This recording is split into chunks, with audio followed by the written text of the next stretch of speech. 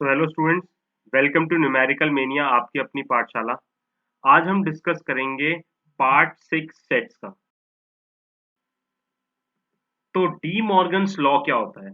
ये बहुत important topic है, इस पे जरूर ध्यान देना। डी मॉर्गन्स लॉ आज आपका बिल्कुल क्लियर हो जाएगा, कभी प्रॉब्लम नहीं आएगी। सो डी मॉर्गन्स लॉ का पहली चीज क्या बोलता है? ए यूनियन बी का complement is equals to A complement intersection B complement. तो देखो, अगर मैं यहाँ ए यूनियन बी करूं तो ये येलो पार्ट मेरा क्या होगा? A union B, correct. अब इसका कॉम्प्लीमेंट, कॉम्प्लीमेंट मतलब क्या होता है? उस वाले पार्ट को यूनिवर्सल में से हटा दो। तो अगर मैं इसका कॉम्प्लीमेंट लूंगा तो क्या होगा? ये सिर्फ ब्लू पोर्शन बचेगा, बाकी सब तो हट जाएगा।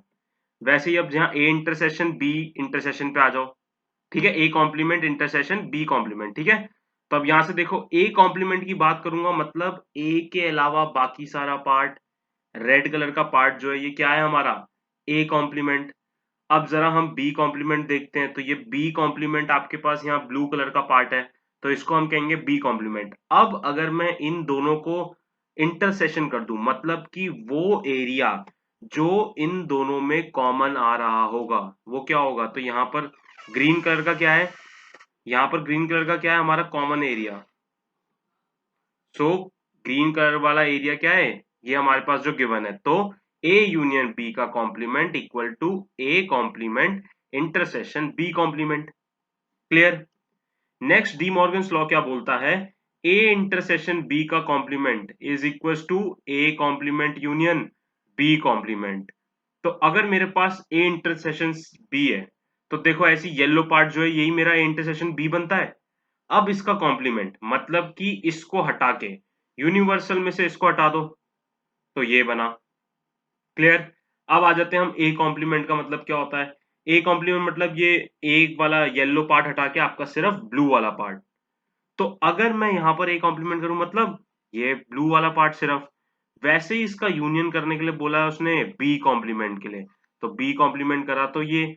अब इन दोनों का आपको यूनियन करना है। अब यूनियन करके देखो क्या आएगा, ध्यान से। जैसे ही हम यूनियन करेंगे तो हमारे पास एग्जैक्टली ऊपर वाला पार्ट आ जाएगा।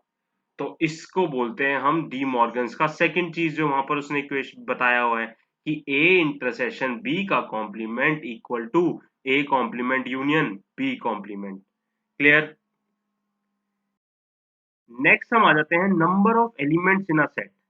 तो अब इसमें चीज में क्या आता है कि आपने ए यूनियन बी पढ़ा था पहले क्या होता है, लेकिन अब क्या होता है ए यूनियन बी में आपने ये देखा होगा ए को मैंने लिया और बी को मैंने लिया, तो वहां पर जो उसका कॉमन पार्ट था वो दो बार रिपीट हुआ है।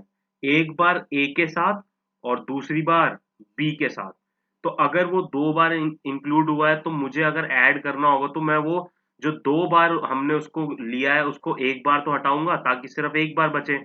तो इसलिए मैं क्या करता हूं, number of elements A plus B minus उनमें जो कॉमन होगा, क्योंकि अगर मैं ए यूनियन बी करता हूं तो ए और बी दो बार उसे ओवरलैप करते हैं वही कॉमन पार्ट को, इसलिए वो दो बार हो जाता है। तो minus N number of elements of A intersection B. Clear? तो अब यहाँ एक्सप्लेनेशन देखो किस तरीके से आएगा, क्योंकि वो दो बार रिपीट होते हैं। ठीक है। नेक्स्ट हम आ जाते हैं, अगर हमारे पास तीन सेट्स ए बी सी दी हो तब क्या होगा? अगर हमारे पास तीन दे रखे हैं तो वहां पर भी सेम चीज होती है, जितने कॉमन पार्ट्स हैं उसको उसमें से नेगेटिव करो। जैसे यहाँ येलो पार्ट हमारा क्या है? Intersection B. ठीक है, जो ये येलो और रेड पार्ट बन के बना है। अब देखो, अगर मैं इसको प्लस करना चाहूं तो मेरा रिपीट हो रहे हैं ये ए के साथ भी बी के साथ भी। ये येलो वाला पार्ट मेरा अगर मैं यहाँ पर देखूं तो ये रिपीट हो रहा है, तो इसको भी मुझे माइनस करना पड़ेगा, क्योंकि सिर्फ ये येलो वाले पार्ट पे ध्यान दो, ये दो बार रिपीट हो रहा है और मुझे इसको माइनस करना पड़ेगा। वैसे ही अगर मैं बी इंटरसेक्शन सी पे आओ, ये ग्रीन वाला पार्ट ये भी देखो बी के साथ और सी के साथ, पहले मैंने बी लिया फिर सी लिया, तो मतलब दो बार रिपीट हो रहा है, इसको भी माइनस करना पड़ेगा। नेक्स्ट हम आ जाते हैं ए इंटरसेशन बी, ए इंटरसेशन सी। तो अगर ए इंटरसेशन सी पे आ जाते हैं, ये ब्लू वाला पार्ट देखो यहाँ पर, तो ये भी दो बार रिपीट हो रहा है, मतलब इसको भी हटाना पड़ेगा। और हमारे पास जो जब मैंने इन सबको हटाया तो मेरे पास ये जो रेड पोर्शन है ना ये भी हट जाता है। तो इसको मैं ऐड करता हूं, तो A intersection B intersection C को ऐड करता हूं। देखना यहां पर ए इंटरसेक्शन बी, देखो एक ओवल शेप है, उसमें भी ओवल शेप है, जो ब्लू रेड पार्ट सब सारे पार्ट्स को मिलाओ। अब देखो वो बार बार कट रहा है, मतलब कि ए इंटरसेक्शन ये रेड वाला जो पार्ट है ये हमारा पूरी तरीके से कैंसिल हो जाएगा, तो इसको मुझे ऐड करना पड़ेगा। क्लियर? यहाँ देखो एग्जाम्पल, एग्जाम्पल में दिया है कि 20 टीचर्स हैं एक स्कूल में, मैथमेटिक्स और फिजिक्स पढ़ाते हैं। तो मतलब टोटल नंबर ऑफ टीचर्स जो है वो 20 टीचर्स हैं, ठीक है। अब उन्होंने बोला है 12 teachers maths and 4 teach both physics and mathematics, ठीक है। तो क्या बोला है, 12 तो हम मैथमेटिक्स पढ़ाते हैं और 4 हमें फिजिक्स भी पढ़ाते हैं और मैथमेटिक्स भी पढ़ाते हैं। तो अगर मैंने फिजिक्स टीचर को पी से डिनोट किया सेट को और मैथ्स टीचर का एम से डिनोट किया, तो अगर मैं नंबर ऑफ एलिमेंट्स, कितने थे मैथ्स टीचर, 12 थे, क्लियर। अगर उनका यूनियन, यूनियन मतलब होता है टोटल मिला के कितने हुए, टोटल कितने दे रखे थे टीचर्स, 20 दे रखे थे, क्लियर, 20 दे रखे थे। और वैसे ही इंटरसेक्शन मतलब जो दोनों पढ़ाते हो, फिजिक्स भी और मैथमेटिक्स भी, तो दोनों कौन पढ़ाते थे, क्वेश्चन में दिया है 4, 4 teach both physics and mathematics.